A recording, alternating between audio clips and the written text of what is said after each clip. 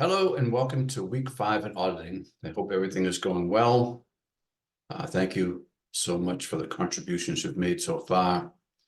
I'm looking forward to reviewing the work you do over the upcoming weeks.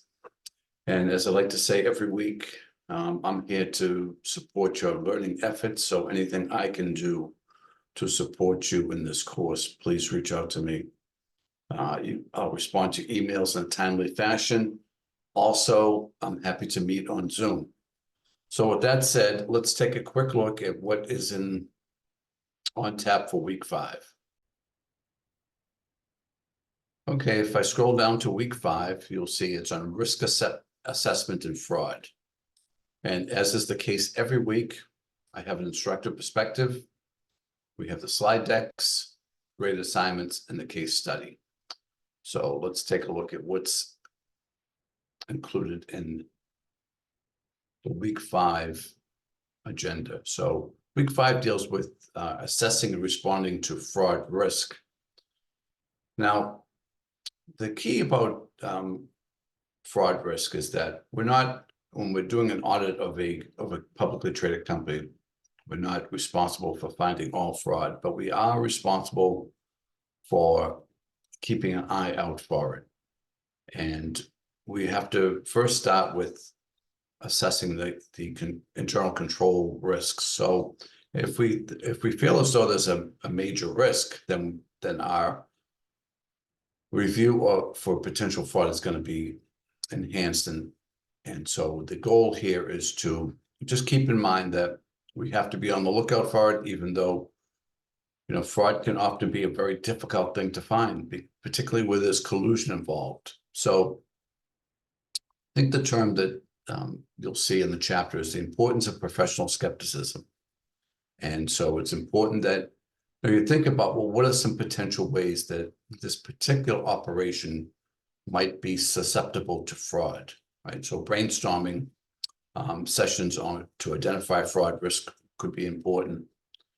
And then what's also important is procedures for responding to fraud risks identified during the audit planning. So you have to go out and make some assessments as to, how might it occur, right? And at the end of the day, what's key is that as an auditors, that you take this seriously. The likelihood of finding fraud is pretty small, but it's nevertheless important.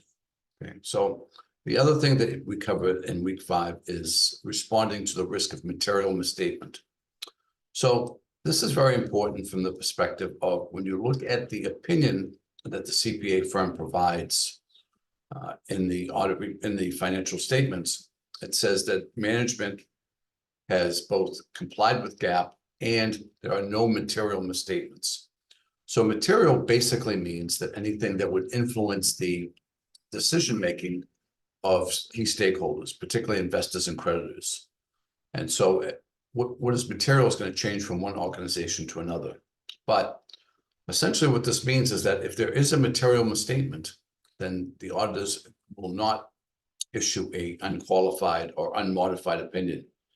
In all likelihood, it would be an adverse opinion. And if you find a material misstatement as auditors, usually what happens is that management will fix it.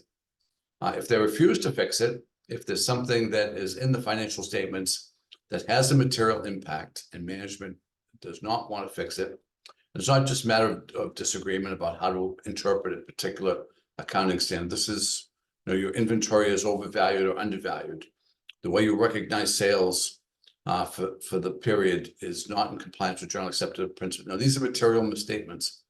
Then management has to either make a fix and respond to the finding, or the auditors will issue a unfavorable opinion.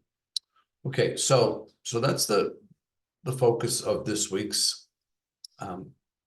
As I said before, you'll continue to have the graded assignments and the case studies. And again, I'm here to support you in any way I can.